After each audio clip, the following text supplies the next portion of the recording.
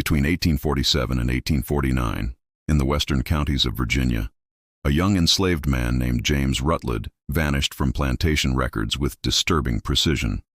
His name, once valued at $200 as a skilled blacksmith's apprentice, was carefully erased from the ledgers and replaced with a single notation: disposed of by arrangement, medical necessity. 3 county physicians signed redacted affidavits confirming corrective procedures had been performed, and local church records show an unusual spike in confessions related to sins of the flesh among the planter class. For over 170 years, the truth remained buried, protected by descendants who knew the terrible weight of their family secrets. Tonight, we reveal the full account of how desire, jealousy, and absolute power converged to destroy a young man's life in the most intimate and irreversible way possible. Before we continue with the story of James Rutledge and the household that consumed him, take a moment to subscribe to the Forgotten Liturgy and let us know in the comments what state or city you're listening from. These forgotten American tragedies need to be remembered, and your engagement helps preserve these dark chapters of our history. The story begins in Greenfield County, Virginia, in the spring of 1847, a land of prosperity built on human bondage. The Belmont Hall plantation, commanded by the Georgian mansion of the Sutherland family, housed 57 enslaved people. Marcus Sutherland, the 32-year-old owner, was known as a modern planter who advocated for enlightened management, earning him a reputation as a humane master. His wife, Arabella Sutherland, barely 25 in 1847, was beautiful and accomplished, but found herself trapped in a marriage that had become more commercial arrangement than romantic partnership, as Marcus grew increasingly absent from her bed, spending his evenings in his study. Among the enslaved population was James Rutledge, born on the property in 1829. Though his father's identity was officially unknown, he was understood to be the owner's younger brother.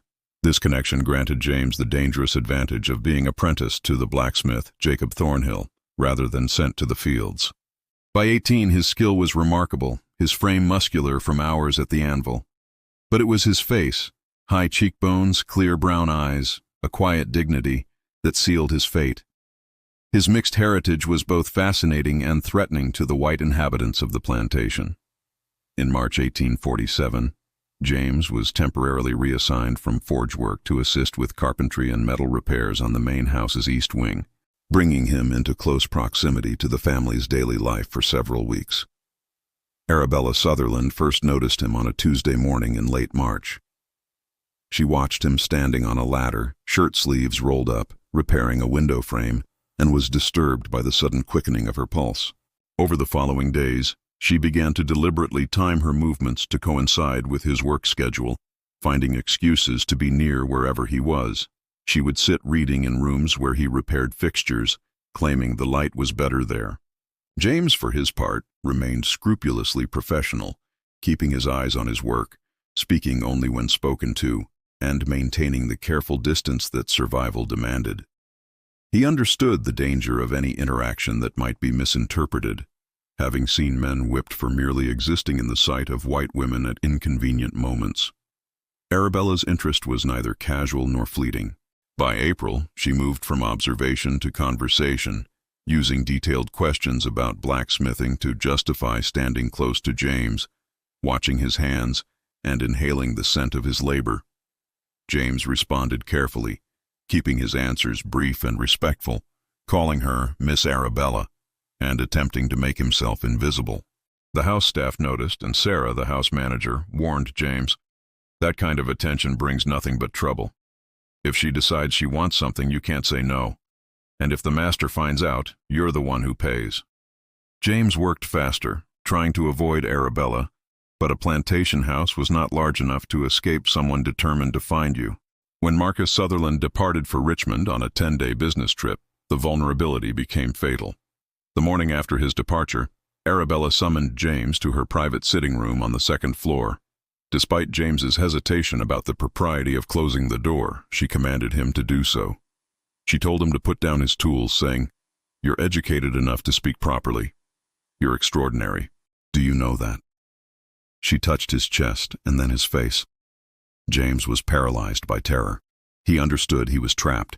Refusal meant a claim of assault and inevitable destruction. Compliance meant the same destruction when Marcus discovered the truth. "Please," he whispered, "don't do this."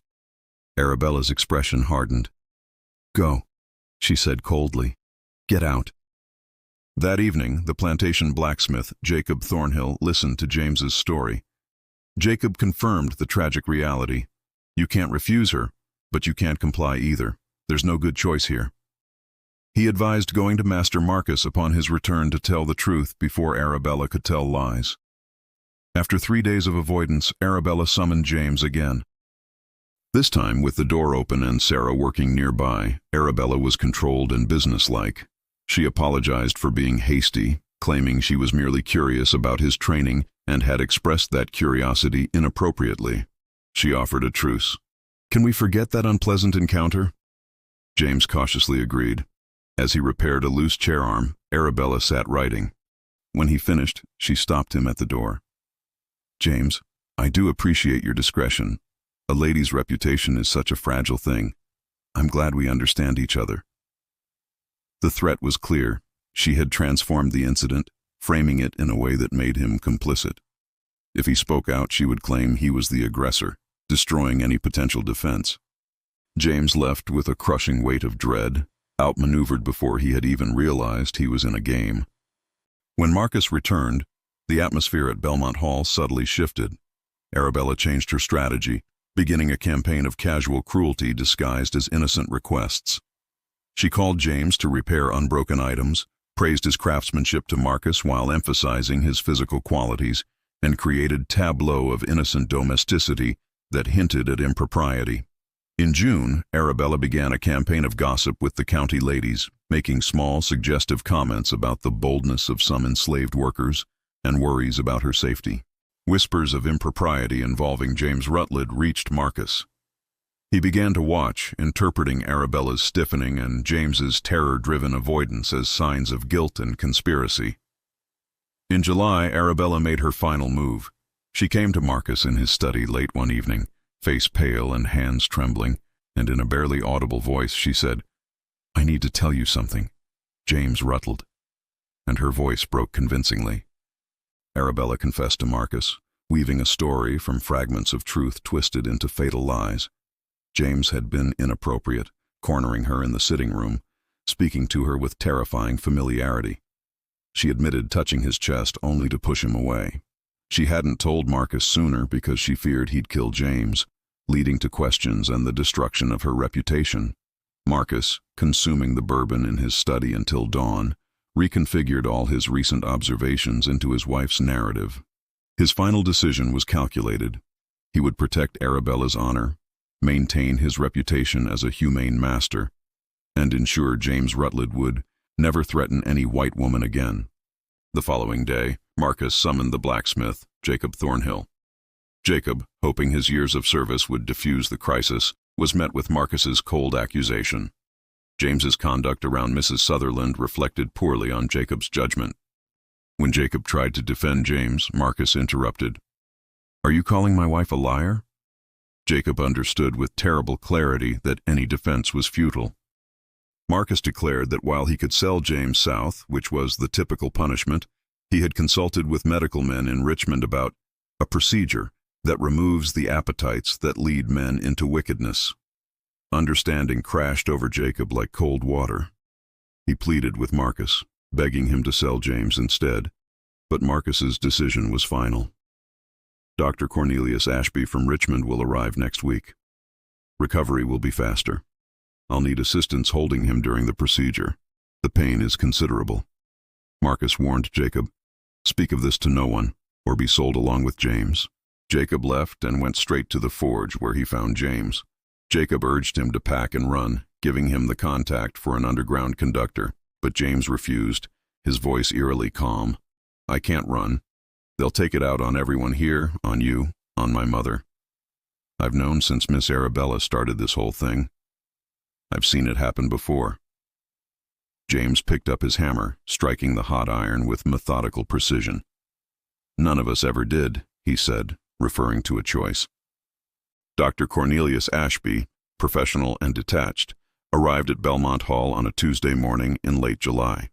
Marcus led him to a second-floor room prepared for the operation. At 2:00 p.m., James Rutledge was summoned. He walked up from the forge with Jacob beside him. In the room, Dr. Ashby stood beside a sturdy table covered in clean linens. Marcus stood by the window, and the overseer, Samuel Hicks, stood with two large field hands positioned to hold James down. "James," Marcus said formally, "you've been brought here because of your conduct toward Mrs. Sutherland.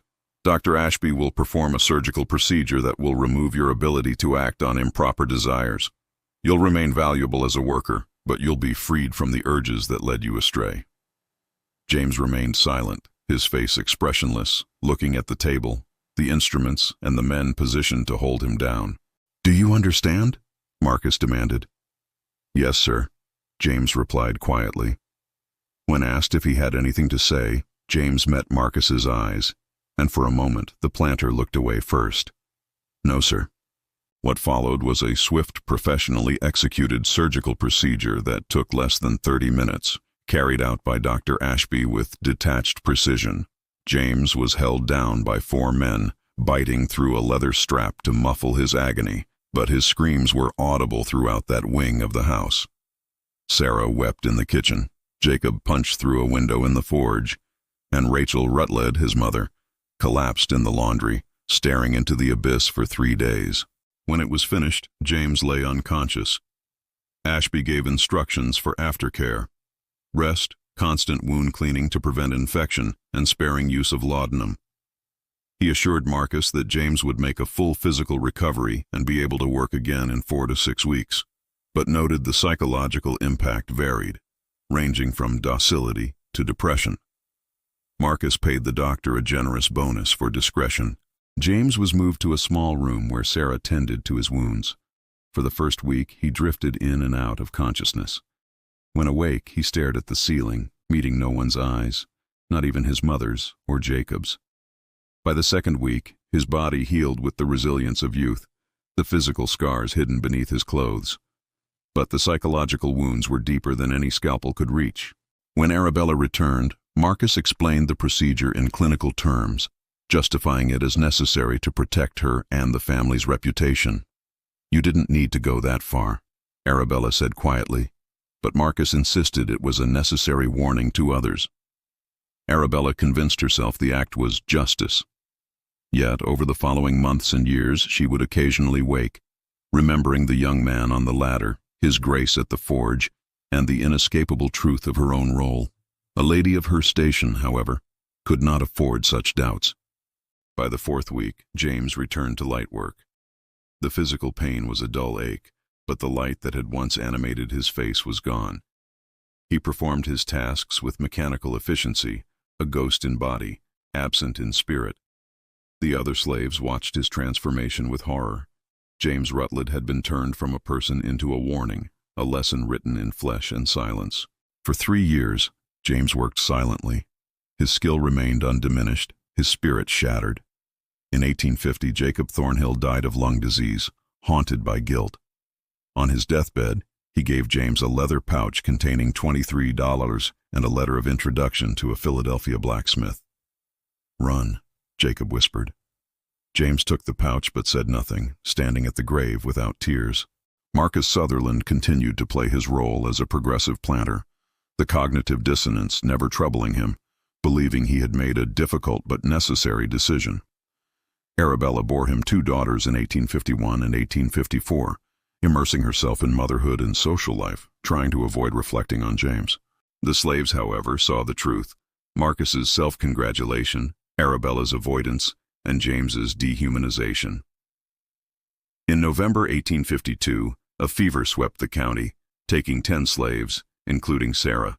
Before she died, she whispered to James, "You're still alive. That means you still got purpose. Don't know what it is, but God don't keep people here for no reason. You remember that?" James held her hand until she died, his face still as stone.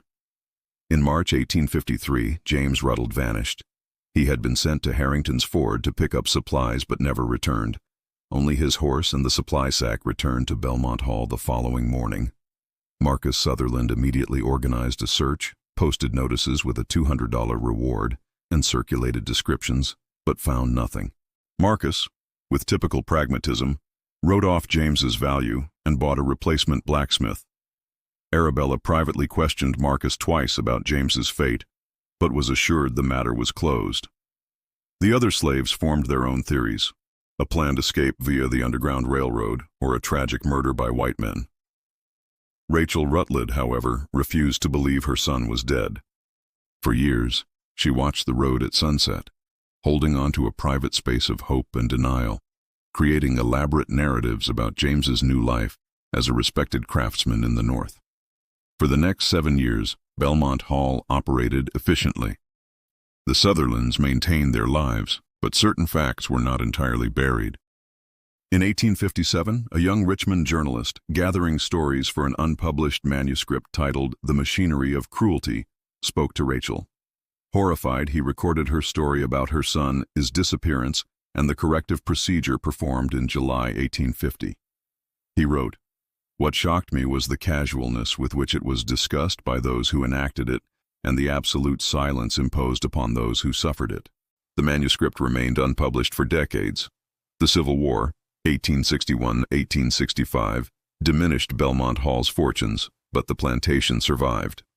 Marcus Sutherland died in 1867, struggling to reconcile his self-image as a humane master with the reality of emancipation that suggested his entire worldview had been built on moral quicksand. His will divided the plantation between his 2 daughters.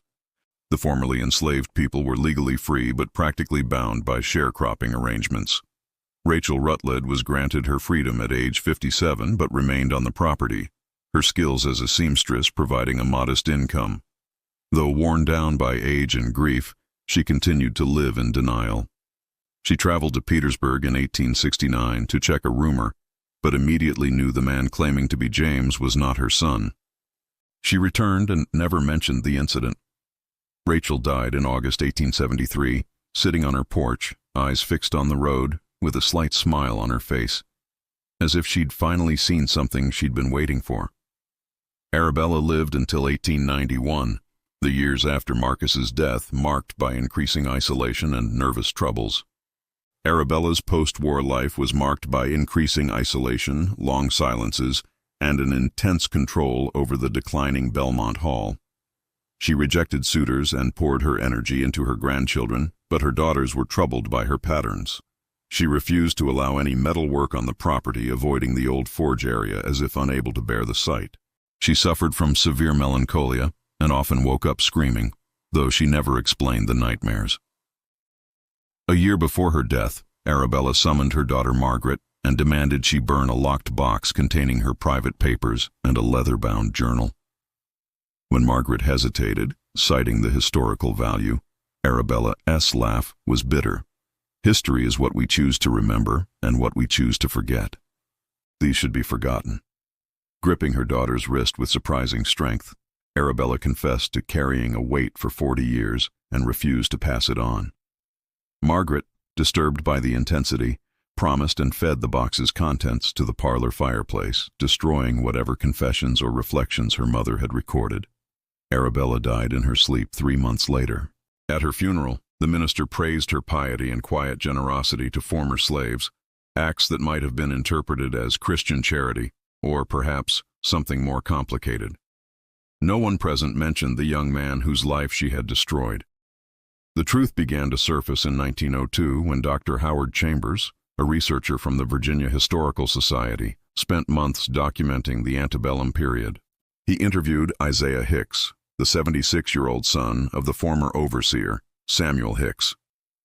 Isaiah hesitantly mentioned a blacksmith slave named James Rutledge, saying something terrible happened to him, involving the master's wife and some kind of punishment.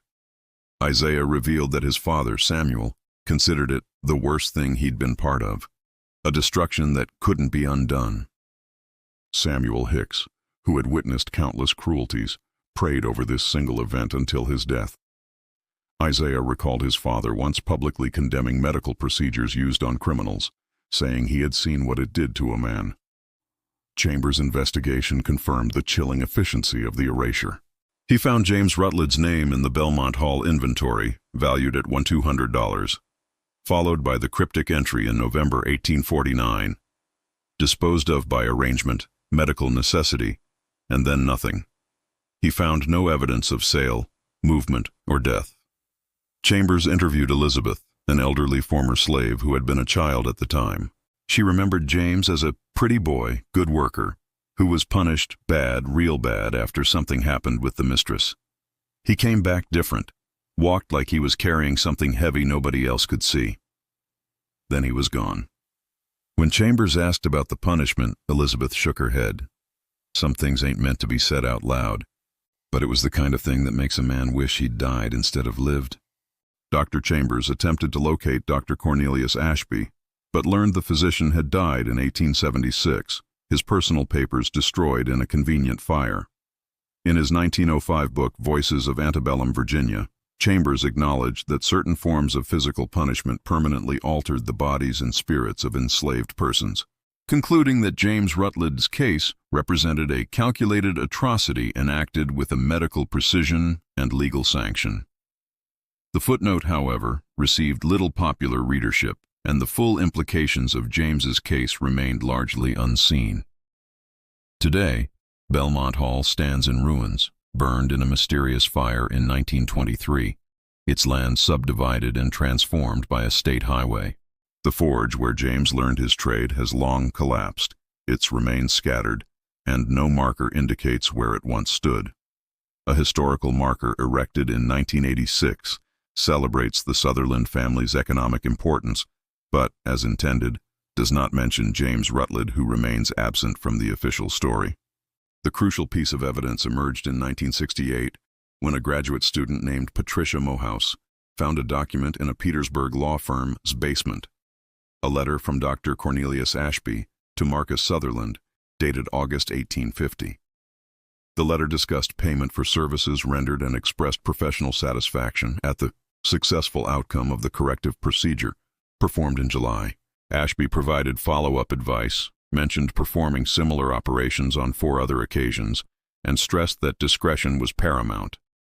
The letter, which Sutherland had failed to destroy, now rests in the Virginia Historical Society, a hidden testament to the atrocity. In 2003, genealogist Dr. Ellen Forrester, hired by a Sutherland descendant, investigated James's fate. She found Isaiah Hicks's interview, Ashby's letter, and confirmed Rachel's death, still waiting for her son. Dr. Forrester concluded James most likely died attempting to escape in 1853, the most logical explanation for a young man who had every reason to risk death rather than live with what had been done to him. However, she discovered something that complicated her conclusion: sparse and contradictory records of a skilled blacksmith named James Rutledge in Philadelphia in the 1860s and 70s. The documents and a blurred 1871 photograph left it impossible to say definitively whether this was the same man who vanished from Greenfield County. People reinvented themselves in those chaotic years, claiming new identities and obscuring painful pasts. Dr. Forrester titled a section of her research "The Weight of Silence," writing, "We may never know what became of James Rutledge. His story represents thousands of untold stories." The absence of documentation is itself documentation of a sort, evidence of how thoroughly certain truths were suppressed. What we do know is that whether James died in Virginia or lived to find freedom in the North, his story reveals the intimate terror at the heart of slavery. This was not merely economic exploitation or political oppression. It was also a system that granted some human beings absolute power over the bodies and souls of others, with consequences that echo through generations. The Sutherland family story includes both victims and perpetrators, and while their descendants carry no personal guilt, they carry the responsibility to acknowledge the truth. That acknowledgement begins with speaking James Rutledge's name and refusing to let him remain erased from history. The Sutherland descendants who commissioned the research remain divided. Some advocate for publicizing the findings to create a memorial and contribute to reconciliation efforts, while others prefer to keep the information private. What do we really know about James Rutledge? We know he existed, born enslaved in Virginia in 1829. We know he was an exceptional blacksmith. We know that in the summer of 1850, at the age of 18, He became the target of his mistress's desire and his master's brutal, calculated response. We know he survived the procedure meant to break him, and we know he vanished 3 years later. Everything else is fragments, whispers, and theories built on the ruins of deliberately destroyed evidence. The historical record is full of such gaps, places where human suffering was carefully edited out of the official narrative. James Rutledge's story matters not because it is unique, but because it is not. For every case with fragmentary documentation, dozens more occurred in complete silence. The machinery of slavery was designed to be efficient in its cruelty and self-protecting in its destruction of evidence. It succeeded beyond measure. We may never know how many names were erased or how many people were transformed from human beings into warnings. We can only acknowledge the weight of that silence and honor the memory of those whose stories were destroyed. The land where Belmont Hall once stood is quiet now. Cars speed past on the highway, drivers unaware of the history beneath the asphalt. But history teaches us that silence does not equal absence. Buried truths still shape the present. The weight of the past can never be fully escaped until it is finally acknowledged. James Rutledge deserves to be remembered not merely as a victim, but as a human being whose life had value, whose skills had worth, and whose dignity was never truly destroyed, no matter what was done to his body. His name should be spoken, and the system that enabled his destruction must be understood in all its brutal clarity. Only then can we begin to reckon with what America was built upon and begin to build something better. What do you think of this story? Do you believe everything has been revealed, or does the truth remain buried in Virginia soil? Leave your comment below. If you appreciated this difficult but important historical account, subscribe to the Forgotten Liturgy and hit the notification bell so you never miss these forgotten chapters of American history. Share this video with someone who understands that confronting our darkest past is the only way to truly move forward.